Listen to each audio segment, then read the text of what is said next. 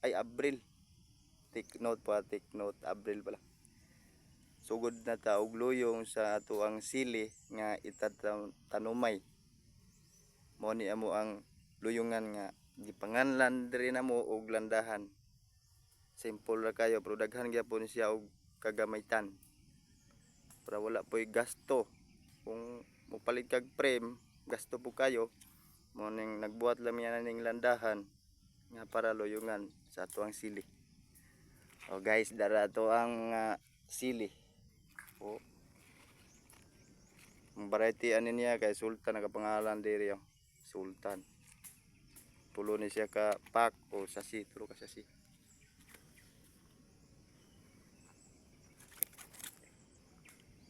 Pagka manog bo, ato na siyang tabunan. Kumanog tabon na pabuto na to og motorok nga mag-update pud mi sunod kung manurok na ni siya para to ang itanom pohon. Maabot mga kaadlawan.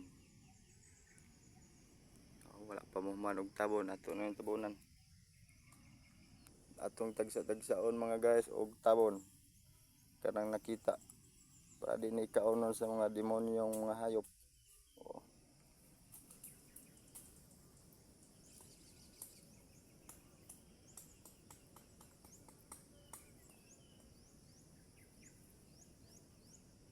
Kanya siya guys, kuha na siya kanang dumi po ito ng baboy na ginagawa ng pangpatubuan ng seeds or luyong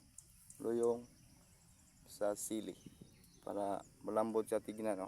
Hindi po ito lupa, dumi po ito ng baboy para malambot sa kanyang pagtubo at paglaki. Yan, tapos na ang pagluyong mga guys.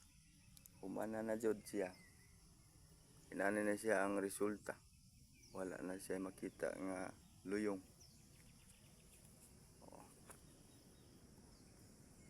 Wala siyang abu-abuhan na mo. Abu-abuhan daw. Pero luyong nga ni siya.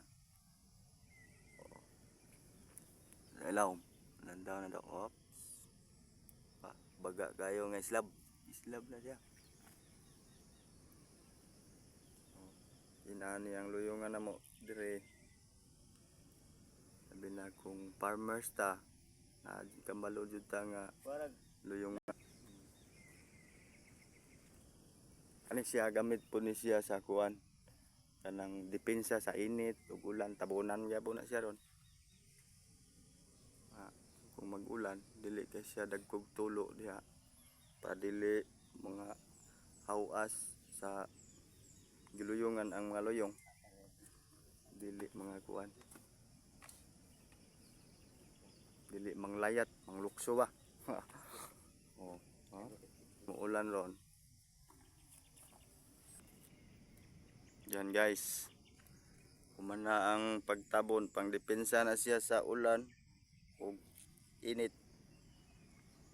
Parang ulan kung dagko siya tulo, i-process siya ani gagmay man siya og mata. Dili kay siya modatom diri sa ato ang luyungan nga dagko. Ang mo dapat lang gagmay na nga tubig. Man siya ang proper nga pagluyong jud sa ato ang sili nga itatanumay.